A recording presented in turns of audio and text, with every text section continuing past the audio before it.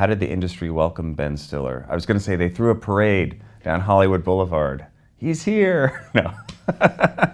That's a good question. You know, how have people seen me really as a director or an actor? You know, I think I was having success with both things. There wasn't some big hit movie I'd done, but I was really happy doing both. So this image is from the first episode of the second season of Severance, and it's Mark walking down the hallway with the balloons that he's been given. The hallways are an important part of our show in terms of it's the environment of the show, so we spent a lot of time trying to figure out what the texture and the angles would be to make it really feel, hopefully, both sort of blank but also interesting, because we knew we were going to have a lot of scenes in there. And then, you know, for us, the color is important in the show, so we sort of have a pretty controlled color palette, and the blue balloons against the white we thought would be sort of a striking image.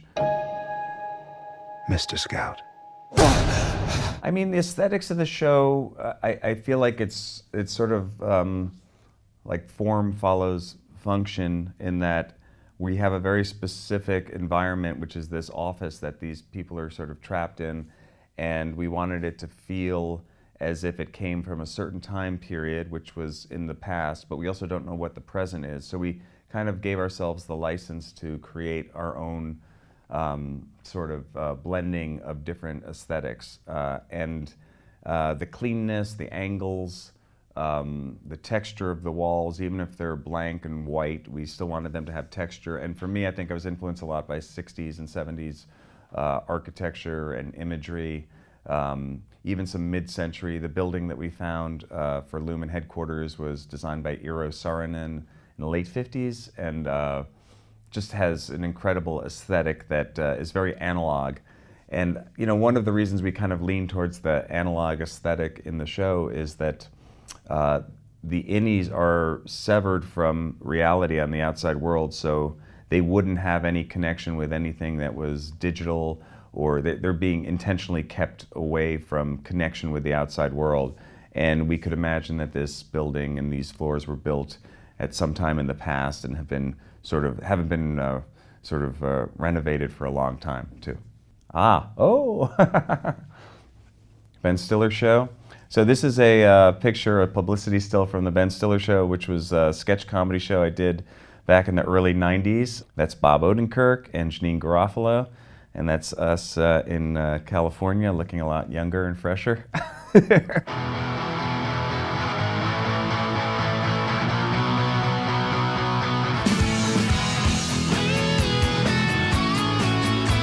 I honestly wanted to be a director since I was about 8 or 9 years old. I loved making home movies as a kid. I loved going to the movies. I loved all different kinds of movies, comedies, action movies, adventure, drama. Steven Spielberg was probably the first. Seeing movies like Jaws and even Close Encounters. Those movies when I was young were really formative, and seeing what he could do with very little. It's fascinating, and he just created a sense of just cinema in terms of tension and anticipation and visual storytelling. Also, Albert Brooks, for me, one of my favorite comedic filmmakers. Woody Allen back in the day. I'd say Francis Ford Coppola, Scorsese. All of those filmmakers were making these great films, and I was lucky enough to grow up in that era when people were making Hal Ashby, movies like Being There and Harold and Maude and Coming Home. Just these incredible filmmakers that were in the 70s when I was a kid were making these movies that were very inspiring. I just loved the process of filmmaking, and then I started acting when I was in high school and making my own little shorts with friends. But for me, it was actually always about the directing. So even when I was directing movies that I acted in over the years, I was usually coming at it first as a director and doing the movie because they said, well, we'll let you direct it if you act in it. Even doing the Ben Stiller show, when we do these sketches, we do parodies or takeoffs of movies. For me, it was a chance to kind of learn how they were done, and I've always loved that process. Video diary, May 11th, 1991. I feel really good. It's been 8 days since she moved out, and I don't miss her anymore. I'm realizing this is an opportunity to be with myself. I ate today, which is really good. I just think that... Hi. Brett, I didn't think you'd be here. I'll come back another time. No, it's good to see you. Look, I miss you a lot. I feel like I screwed up. I feel like we should... This is him? He's small. The great thing about being an actor, if you want to learn about directing, is you get to work with different directors, and every director works differently, which is wonderful because that's what the job is. You know, directing is about having a point of view. It's very subjective, and there's no one way to do it. So for me, when directing and acting myself, I really enjoyed working with the actors as a director. For myself, you know, you're sort of on your own there, and you have to kind of figure out what you're doing. But I really enjoy being directed by a good director and not having to have that responsibility too. Okay, Reality Bites. This is a rooftop in Houston. Steve Zahn, Winona Ryder, Janine Garofalo, Ethan Hawke. Yeah, this was the first film I directed, and it was written by Helen Childress. And we had a great collaboration on this movie. And I just wanted to look at the stars. Same here, exactly. I remember being so happy on the roof of our old house, just staring up at the stars. I want to do that again. That excitement of doing your first movie.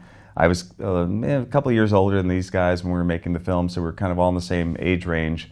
And it felt like we were, you know, kind of making something that was our own thing. I really learned so much. A great cinematographer, Emmanuel Lubezki. I don't know whatever happened to him. I don't know if he ever made any more movies. I'm kidding. He's won like 3 Oscars or something. But yeah, you know, the first time making a movie, there's a lot of stuff you don't know. You kind of go on instinct. And I felt very supported by everybody in this group, especially Winona, really. Winona at the time, you know, her saying yes to that movie is why it got made, and she had faith in us to kind of do this thing, and she was really responsible for it. Honestly, now that I'm directing more and not acting, I really enjoy it as much, if not more, because I'm not trying to do 2 things at once. And even back then when I was directing and acting more, I think the days that I wasn't acting were my favorite days. Zoolander. Yeah, Zoolander was really fun. It was actually a lot of work to get that first movie made. I think it was 2 or 3 years that we were working on trying to convince people to make the movie. We'd done a short on the VH1 Fashion Awards of the character, and nobody knew what it was going to be. And when it first came out, it had, you know, it was okay in terms of success. Didn't, you know, it didn't break any records or anything like that. But then over the years, it's become something that people really have gone to, and then yeah, it seems like it's sort of lived on for people, which is nice. Why is he sticking his hand in his pants? Do it, Hansel.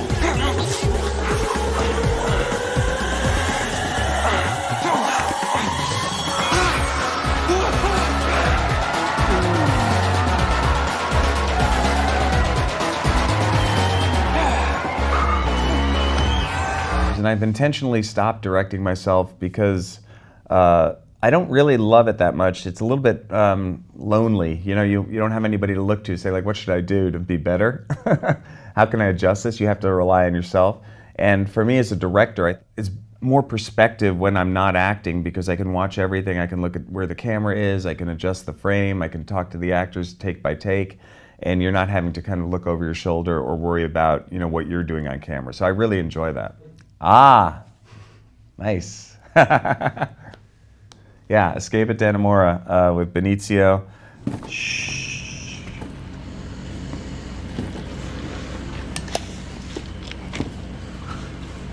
Hey,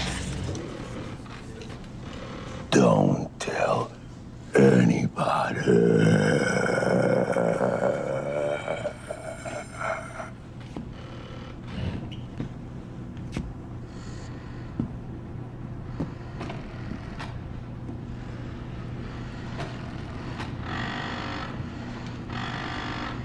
That was an incredible experience. True story about this prison escape. first thing that I really directed that I wasn't in after all these years, and I just had an incredible time and met the cinematographer I work with now, Jessica Lee Gagne, who shot Severance also, and you know, being able to work in with the people who actually lived this experience. It's a true story, this amazing prison break. So we tried to make it as authentic as possible, and we shot in the real locations. Like this location is this camper that Benicio's character stayed in the night before he was shot. But this is the actual camper that the real person stayed in. Directing a drama was, for me, something that I wanted to do because I enjoy that genre and I enjoy those movies, and I wanted to make that kind of movie. It wasn't to prove anything really to anyone, just to make something that I wanted to see. You know, it's a very different experience when you're doing a drama. It's less pressure of having to be funny every scene. You know, you can just tell the story. And then when there is humor in the story you're telling, it becomes something that's a bonus to what's there. And I think people appreciate humor in dramas, but they're not looking for it. So the bar isn't as high for you have to, like, you know, get a certain result every time you create a scene. You can just let the scene be the scene to tell the story. I try not to judge my accomplishments in terms of how well. I know I'm as happy a director as I've ever been directing. I love directing. I'd be very happy to just direct films and tell stories that way. Over the years, you get to a certain point where you learn things, and the great thing about making a movie is every time you go out, it's an opportunity to learn more, and that's why I like working in different genres also, because it's good to be scared and to be in an environment where you don't feel comfortable, and to try to figure that out and figure out how to make something that you see in your head. You're not on the poster as the director. You're not, but it's your film, and it's your what you put out there. You ultimately take the responsibility for. People have a very deep connection with the actors and characters they see in movies and TV shows. They mean a lot to them. I think you have to trust that when you're creating something that people really connect with, even if they're not totally identifying your face with it, there's a satisfaction of knowing you're making something that is connecting with people. And that, for me, is something that, that's enough for me, for sure.